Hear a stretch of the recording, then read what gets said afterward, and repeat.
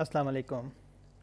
میرا نام محمد عدنان بشیر ہے اور میں ہوا Chang university of science and technology میں پی ایچ ڈی کا اسٹوڈنٹ ہوں، جو کہ ووہان میں ہے۔ ووہان جیسا کہ آپ کو پتہ ہے کہ کرونا وائرس کی وجہ سے یہ کوارنٹائن ہے، نہ صرف ووہان بلکہ ہوبئی پروونس کے جو 15 ادر سٹیز ہیں وہ بھی کوارنٹائن ہیں۔ جو ریسنٹ ڈیولپمنٹ ہوئی ہے ہماری یونیورسٹی کی طرف سے کہ انہوں نے آج ہمیں میل کیا جس میں یہ کہا گیا ہے کہ اگر فارنر اسکول کو لیو کرنا چاہیں، ووہان کو لیو کرنا چاہیں، یہاں سے جانا چاہیں، وہ اپنے ایمبیسیز سے رابطہ کریں اور ایمبیسیز فارن آفس اور لوکل فارن آفس سے رابطہ کریں اور ایک پروسیس کے تھرو